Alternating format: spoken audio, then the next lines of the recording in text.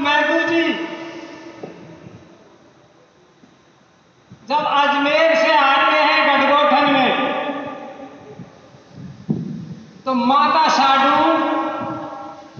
दोनों भाइयों का तिलक आरता करती है और उनसे खुशी के समाचार पूछती है और पूछ करके माता साडू ने देव महाराज को सावर में से दौड़ी घोड़ी छुड़ाने का आदेश दे दिया। तब देखो साडू माता मैदू जी से क्या कह रही है।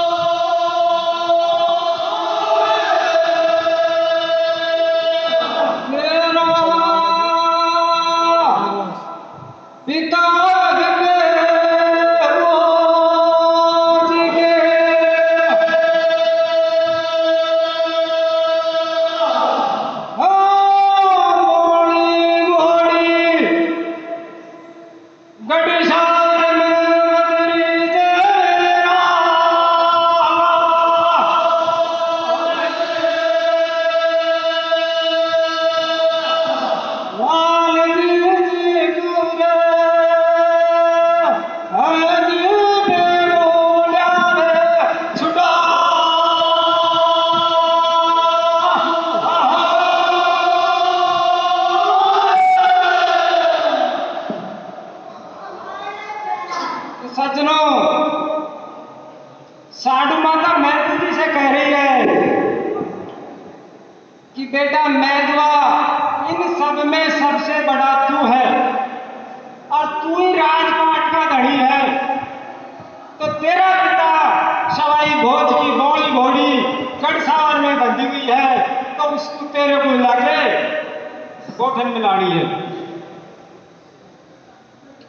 तो मैदू जी साडू माता का कहना मान लेता है। पहला आप बोलो। तो सज्जनों, अब गढ़गोठन से मैदू जी गढ़सावर की तैयारी करता है।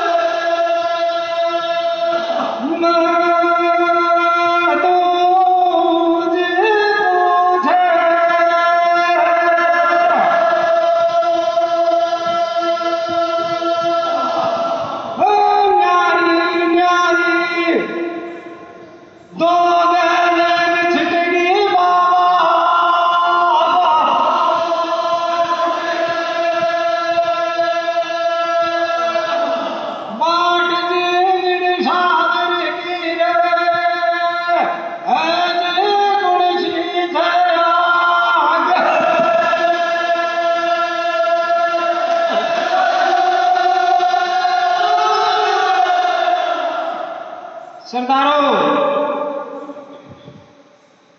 जब दोनों रवाना होते हैं तो चलते चलते आगे दो रास्ते और एक रास्ते के दो रास्ते हो जाते हैं। तो दो रास्ते होते ही मैं तुझे भाट जी से पूछने लग जाता है कि बाबा भाट जी, आगे तो दो गैल हो गई, अब अपन को चलना है घड़सावर। तो तू ही जानकार है, पुराना आदमी तू ही है, तो मेरे को बता कि घड़सावर की कौन सी गैल है। तो भाट जी, मैं तुझको घड़सावर की गैल बता रहा है।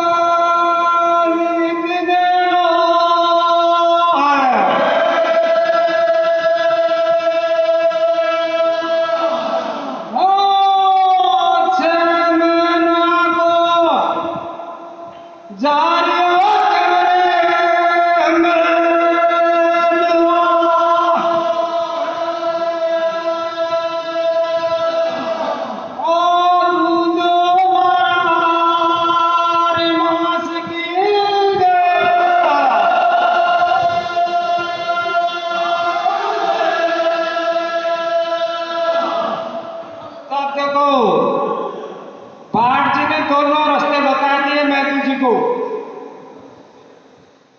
तो मैं तुझे पूछने लग जाता है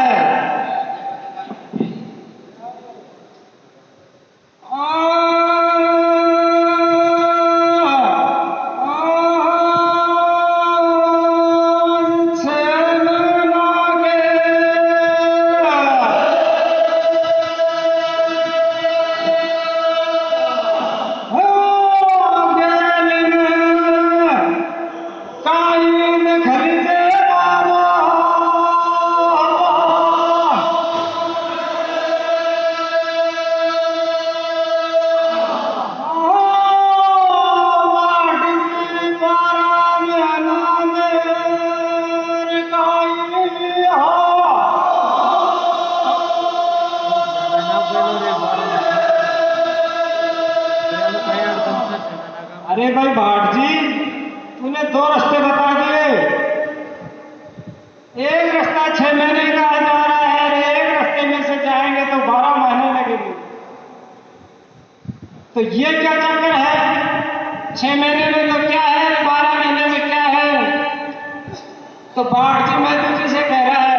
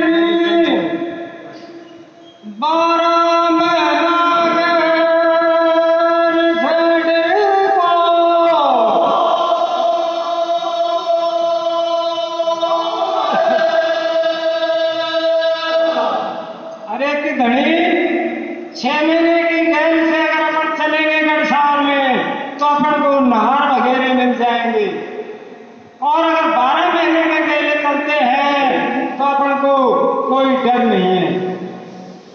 तो मैडम जी 12 महीने की गैल के लिए तैयार हो जाते हैं, 6 महीने की गैल में नहीं चलना है बाबा भाट। अब उधर से घड़साल के काकड़ पर शिव जी और पार्वती जी तप रहे थे। तो सामने से जब मैदू जी भाट जी पार्वती जी को दिखाई दिए तो पार्वती जी कह रही है कि सुनो महाराज, मेरी एक विनती है आपसे कि बोलो बताओ कि महाराज इस रास्ते से दो इंसान यहाँ गढ़सावर के लिए आ रहे हैं और वो दोनों आदमी गढ़सावर में दिया जोधका से लड़ने के लिए जा रहे हैं। तो वो दोनों अकेले हैं और उनके पास कोई सेना नहीं है, न कोई फौज है। तो दिया जोधका इन दोनों को मारेगा और जीवित नहीं छोड़ेगा। तो अगर आप कह दो तो मैं इनके सामने नहार खोल दूं। शिव जी के धूणे पर नहार बंध रहा था। तो पार्वती जी ने सिंह को खोल दिया। तो सज्जनों, जब भाट जी मैदू जी चलते चलते जा रहे हैं तो आगे आगे मैदू जी को नहार दिखाई दे रहा है। तो मैदू जी भाट जी से कह रहे हैं,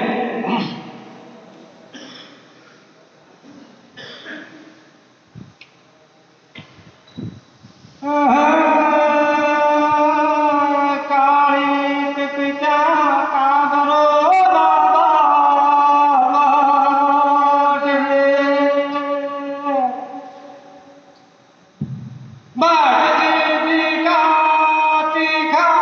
तीखा गला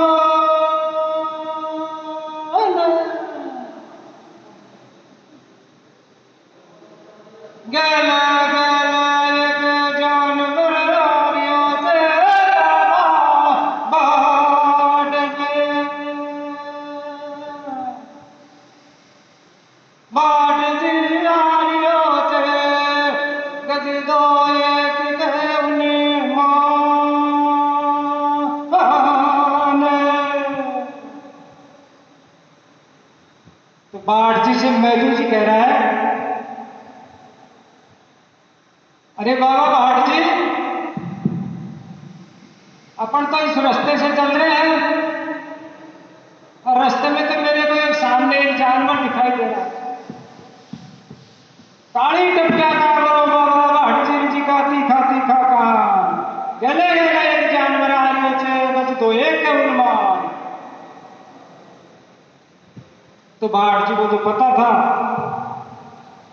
तो बाढ़ जी मैदू जी से कह रहा है कि मैदू जी, उस समय में जब सवाई हो जाता था तो उसको भी इस जगह पर नहार मौजूद मिलता था और वो नहार सवाई भोज के पैरों में आके पड़ जाता था। सवाई भोज करे जो नहार का चटिया सुला। तो सवाई भोज उस नहार के चटिया से लाड करता था। तो कि मैदू जी, अगर आपकी हिम्मत हो तो आप चलो और नहीं तो पाछा चलो भागे। तो सज्जनों, मैदू जी मना कर देता है और वापस गढ़गोठन के लिए आ जाते हैं। तो सज्जनों, जब वापस बाढ़ जी और मैदू जी गढ़गोठन में आए तो आते ही देव महाराज मैदू जी से पूछने लग जाता है,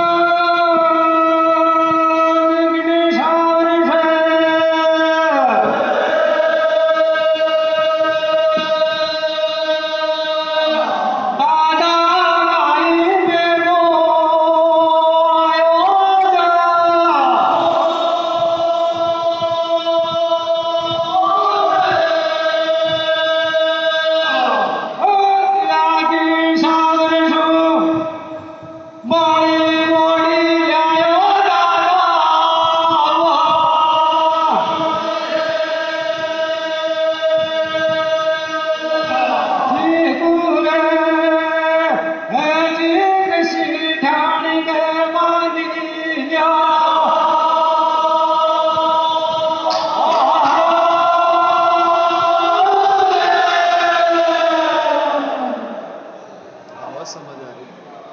तो सज्जनों, देव महाराज मैदू जी से आते ही पूछने लग गया, अरे कि दादा भाई, गढ़सावर तो बहुत दूर बताते हैं, तू तो बहुत जल्दी आ गया, और वहां से जो तू घोड़ी लाया है पिता रोज की, उसको कैसे झाड़ के लाके बांधी है?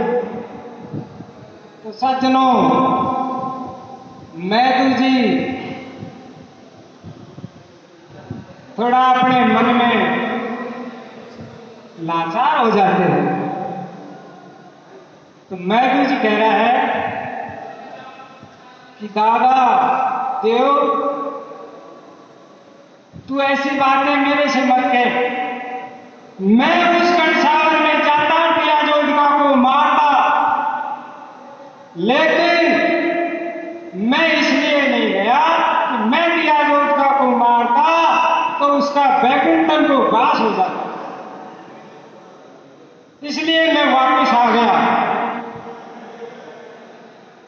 तो गढ़गोठन का राज तिलक का धनी देव जी आप ही रहो,